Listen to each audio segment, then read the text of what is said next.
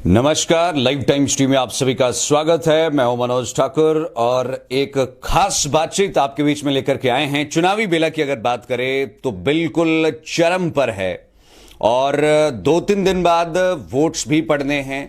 कौन किसे वोट देगा ये तो समय बताएगा, लेकिन मंडी सदर में इस समय पर हम पहुंचे हुए हैं और यहां पर चुनावी माहौल कुछ अजब सा देखने को मिल रहा है, गजब सा देखने को मिल रहा है।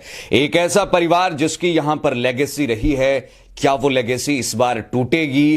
क्या कोई नया चेहरा यहां पर मंडी सदर को मिलेगा?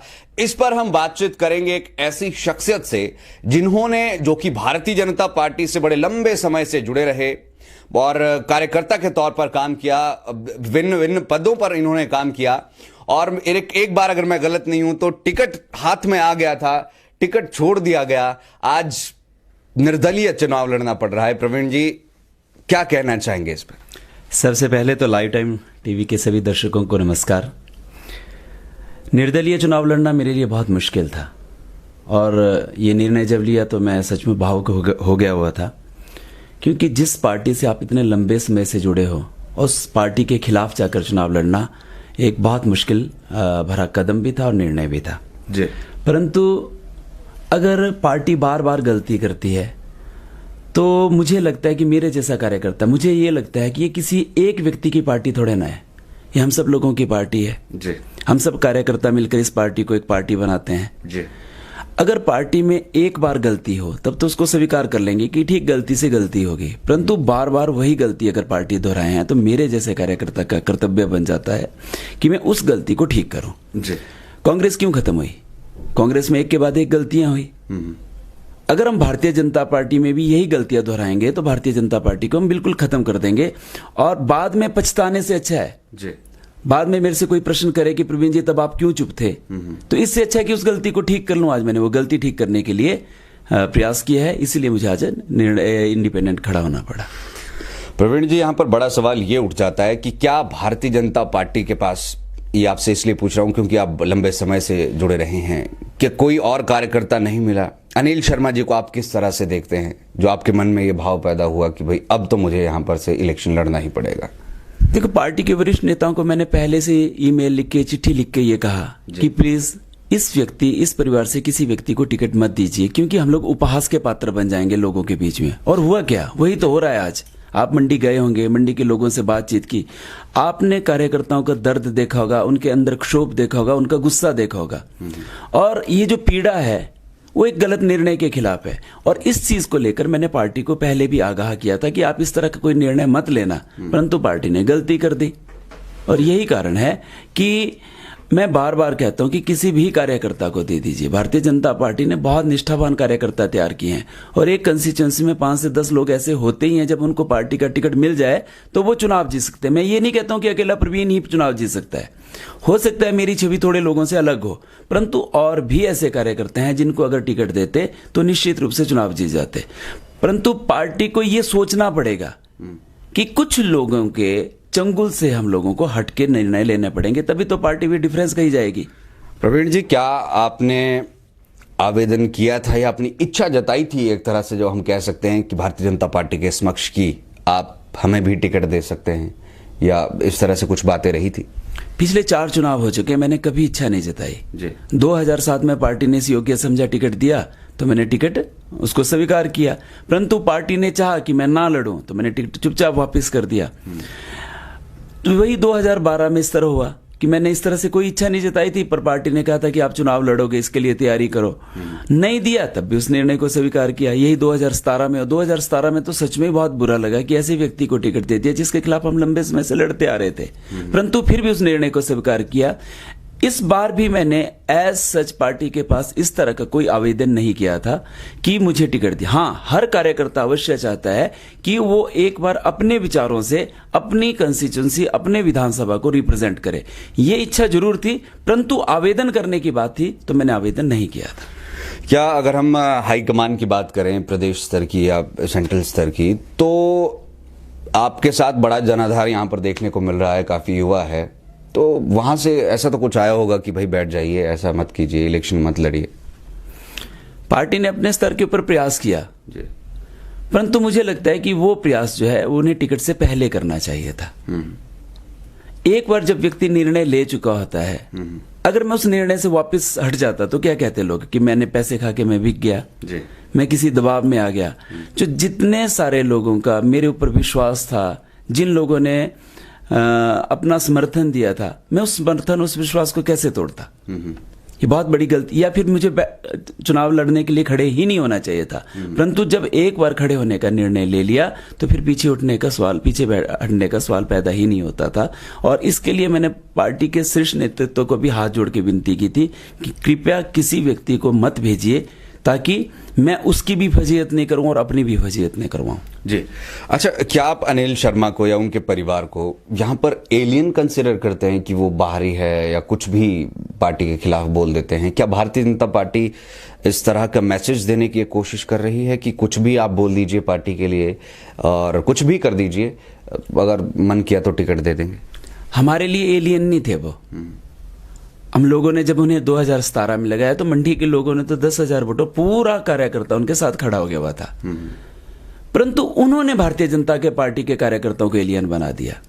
आज भी जब वो चुनाव लड़ने के लिए जा रहे हैं तो ये कह रहे हैं कि मुझे भारतीय जनता पार्टी के कार्यकर्ता के ऊपर बिल्कुल भरोसा नहीं है। अच्छा। मुझे भरोसा है अपने हार्ड कोर कार्यकर्ताओं के ऊपर जो लंबे समय के साथ मेरे साथ चले हुए हैं।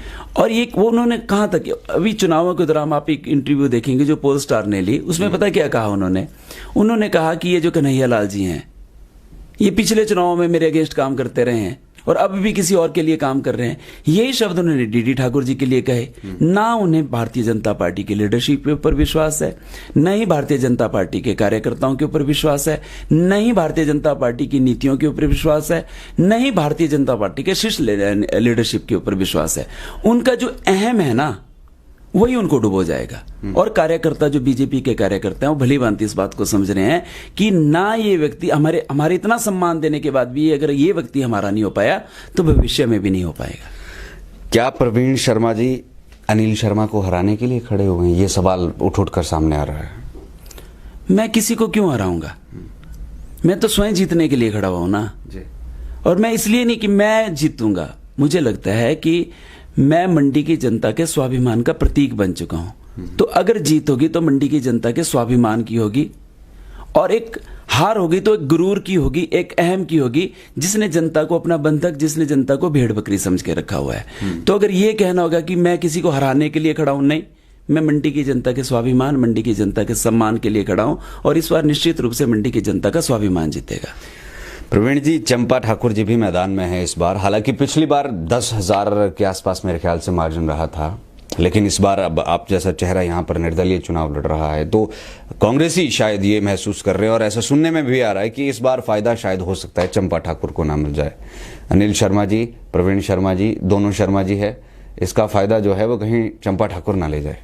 नहीं, अगर आप मंडी की कंस्टिट्यूएंसी को ध्यान से देखेंगे तो यहाँ पे जातिवाद नाम का कभी कहीं कंसेप्ट ही नहीं रहा। पंडित सुखराम जी ब्राह्मण थे, बहुत कम संख्या में ब्राह्मण थे, 1963 से लेके अब तक रिप्रेजेंट करते रहे हैं। तो अगर कोई ये सोच के चला हुआ है कि जाति पाति के ऊपर मंडी का चुनाव होने वाला है, तो नहीं, सबसे पढ़ी लिखी कंस्टिट्यूएंसी है, वो योग्यता के आधार पर ही अपने प्रत्याशी को चुनने वाले हैं।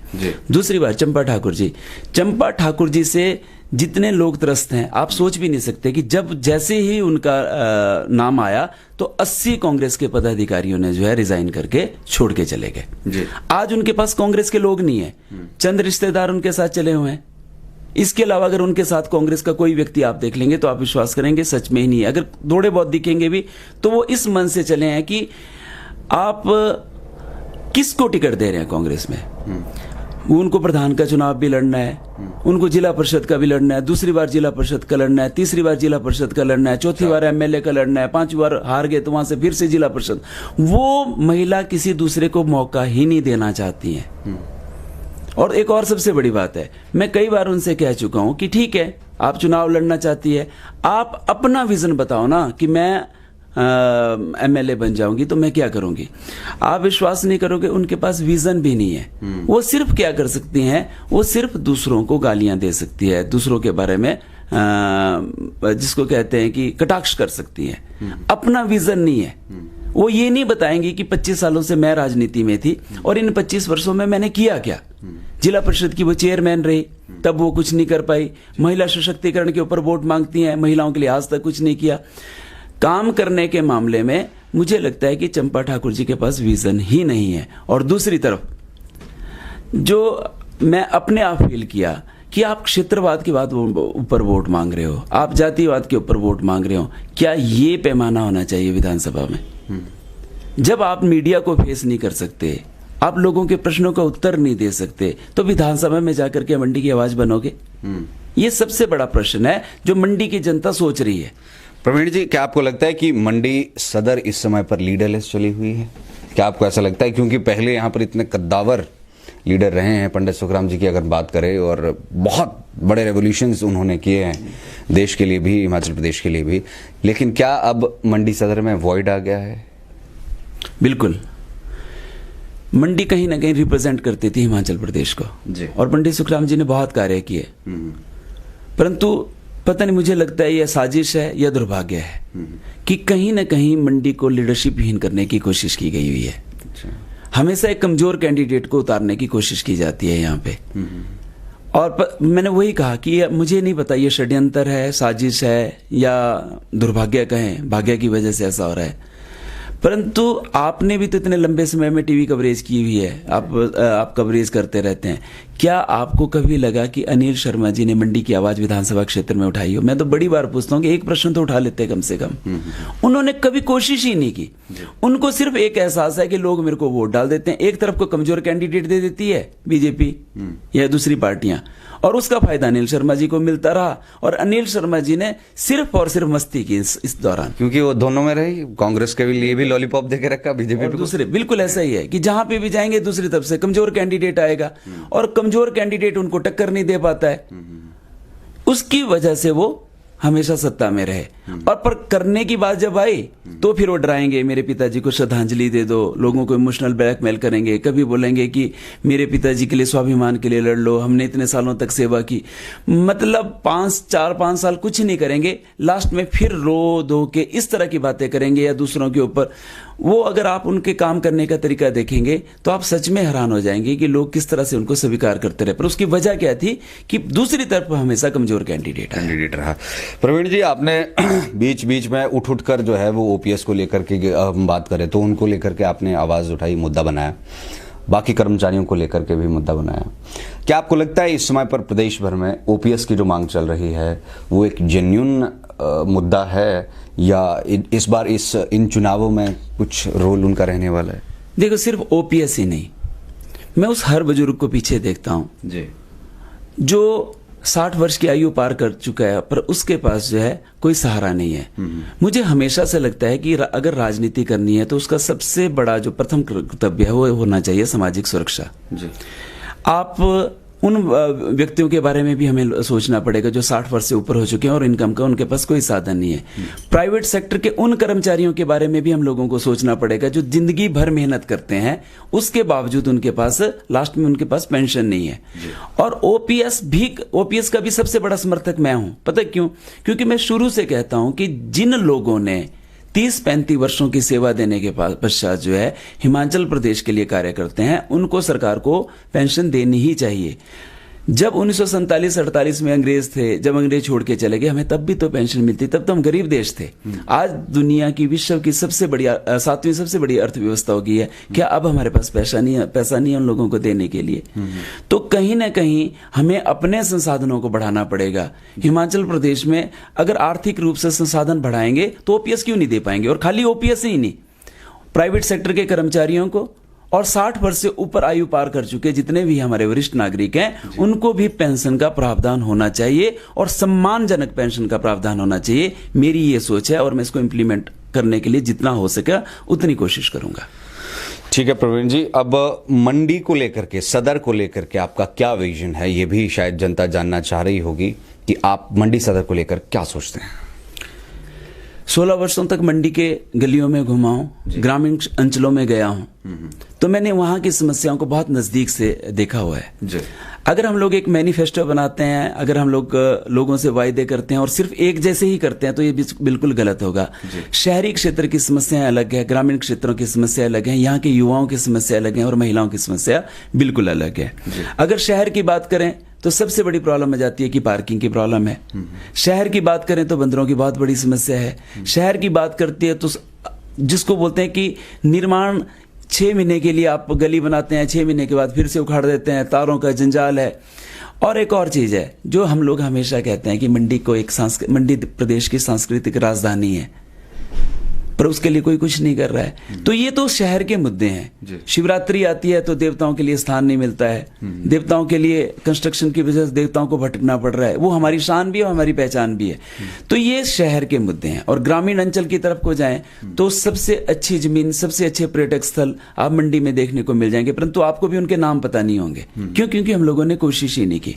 अगर ग्रामीण क्षेत्रों के जितने भी देवी देवताओं के स्थान है, अगर हम कहीं उनको पर्यटन के साथ जोड़ेंगे तो एक पर्यटन का हब बन सकता है। दूसरा जो मुझे लगता है कि मंडी के पास इतनी शानदार जमीन है, पुंडो से लेकर गड़को तक, तुंगल वैली और पुंडो वैली में, परंतु वहां पानी, सिंचाई का पानी नहीं है। और 70-75 वर्षों में किसी ने कोशिश ही नहीं की कि इन नदी नालों का और इन दरिया का हम लोग उपयोग कर सकें और हर खेत हर गांव तक पानी पहुंचाएं। तो मेरी सबसे बड़ी जो कोशिश रहेगी, हर खेत हर गांव तक पानी पहुंचाऊं ताकि सिंचाई बहुत अच्छे से हो जाए। तो ये जो लड़के बेरोजगार दिख रहे हैं ना, आपको बेरोजगार नहीं, ये रोजगार देने वाले हो जाएंगे। वैसे ही आप 34 पंचायतें, इन 34 पंचायतों में जाएंगे तो कहीं पे भी आपको खेल ग्राउंड नहीं मिलेगा। तो मेरा सबसे बड़ी सोच है कि अब पहले 2 साल में तो सबसे पहले खेल ग्राउंड बनाऊंगा और साथ में अपने पैसों को जो यूज करूंगा वो ग्रामीण क्षेत्रों में हर पंचायत के अंदर एक लाइब्रेरी बनाने के लिए करूंगा। शहर के बच्चों के पास पढ़ने के लिए तो किताबें हैं, पर गांव के बच्चों के पास उस कंपटीशन को लड़ने के लिए सुविधाएं ही नहीं है। तो मेरा ये मानना है कि जब तक हम आने वाले भविष्य को नहीं सुधारेंगे तब तक हम क्या करेंगे? क्योंकि नशे से मुक्त, सारे लोग कहते हैं कि इस प्रदेश को नशा मुक्त करना है। अरे नशा मुक्त ऐसे होगा, नशा मुक्त होगा छोटी छोटी चीजों से। अपने बच्चों के लिए हम लोगों को सुविधाएं उपलब्ध करवानी पड़ेगी, अपने बच्चों को हम लोगों को खेलों की तरफ लगाना पड़ेगा, तब जाके जो है उनका मन इन सारी चीजों से हटेगा। तो मेरी ये सोच है कि शहर के बच्चों को गांव के बच्चों के, शहर के बच्चों के समकक्ष लेके आना और अपना 5 वर्ष सेवा के रूप में जो है वो व्यतीत करना। 3 चीजें मैंने खुद से भी संकल्प किया, शायद हिमाचल प्रदेश में किसी भी व्यक्ति ने स्वयं के साथ संकल्प नहीं किया है कि मैं कभी तनख्वाह अपने घर नहीं लेकर आऊंगा। अभी तो मैं जिंदगी जी रहा हूं ना। तनख्वाह किसकी होती है? सारे कार्यकर्ता मिलकर काम करते हैं, तब जाके एक व्यक्ति एमएलए बनता है और बाद में वो एमएलए कुंडली मार के बैठ जाता है उसके ऊपर कि ये तनख्वाह मेरी है। तो उस तनख्वाह का मैं एक सार्वजनिक फंड बनाऊंगा और उस कार्य को जो है सिर्फ बच्चों की शिक्षा के लिए प्रयोग में लाऊंगा, खेल मैदान के लिए लाऊंगा। दूसरा, पेंशन तब तक नहीं लूंगा जब तक, जो मैंने कहा कि प्राइवेट सेक्टर के कर्मचारी को, 60 वर्ष के ऊपर के वरिष्ठ नागरिक को और साथ में ओपीएस हर कर्मचारी को नहीं दिला पाऊं, तब तक स्वयं भी पेंशन नहीं लूंगा। और जो सबसे बड़ी बीमारी है राजनीति के अंदर वो है लोन। 2% के ऊपर इनको करोड़ों रुपए का लोन मिल जाता है। मैं जब तक जनता का प्रतिनिधि रहूंगा, मैं स्वयं के लिए, ना गाड़ी के लिए ना घर के लिए लोन लूंगा। तो मैंने कुछ छोटे छोटे वायदे किए, बड़े बड़े संकल्प नहीं किया कि मैं स्कूटी दे दूंगा या मैं 1500 रुपए महिलाओं को दे लूंगा। अरे क्यों झूठ बोल रहे हो प्रदेश की जनता के साथ आप? पता है कि वो कर ही नहीं सकते आप लोग, पर वो कर सकता हूं जिससे मेरी विधानसभा क्षेत्र में एक परिवर्तन आए और विकास की लहर चले, बच्चों को रोजगार मिल सके, बच्चों को शिक्षा मिल सके। मतलब कि आप अपने इंडिविजुअल लेवल पर जो किया जा सकता है उसे करेंगे, बाकी सरकार करे ना करे या कोई पार्टी करे ना करे वो मैटर नहीं करता है। प्रवीण जी, क्या संदेश देना चाहेंगे? मैं सिर्फ इतना संदेश देना चाहूंगा, ये परिवर्तन की लड़ाई है और मेरी अकेले की लड़ाई नहीं है, हम सब लोगों को मिलकर लड़नी पड़ेगी। अगर परिवर्तन नहीं होगा तो आप विश्वास मानकर चलिए विकास भी नहीं होगा। अगर हम लोग विकास चाहते हैं तो हमें वंशवाद से मुक्ति पानी होगी, हमें भ्रष्टाचार से मुक्ति पानी होगी और एक नई सोच को अपने बीच में लाना होगा ताकि वो नई सोच का प्रतिनिधित्व कर सके और जो 35 साल से नीचे 65% वोटर है, उन वोटर्स की आशाओं पर, उन वोटर की आकांक्षाओं पर खरा उतर सके। मेरी सिर्फ यही संदेश है कि ये इस लड़ाई को हम सब लोगों को मिलकर लड़ना पड़ेगा। हो सकता है मैं सब जगह ना पहुंचूं, परंतु जब हम लोग मिलकर लड़ेंगे तो हम निश्चित रूप से एक परिवर्तन लेकर आएंगे। जी, बहुत बहुत शुक्रिया प्रवीण जी, आपने हमसे बात की। अपना बिजी शेड्यूल आपका आजकल चला हुआ है, सुबह शाम चल रही है जनसभाएं, लोगों से मिलना हो रहा है, आपने समय दिया, आपका बहुत बहुत धन्यवाद। धन्यवाद, थैंक यू वेरी मच। देखते रहे live times TV for next reporting में मनोज ठाकुर। इस लाइव स्ट्रीम पर हमारा साथ दिया live producer Mukul Dev Vrikshapati, senior video journalist Ajay Bhatia ji और साथ ही में वीडियो जर्नलिस्ट निशांत सूद जी ने। धन्यवाद। जय हिंद, जय भारत, जय हिमाचल।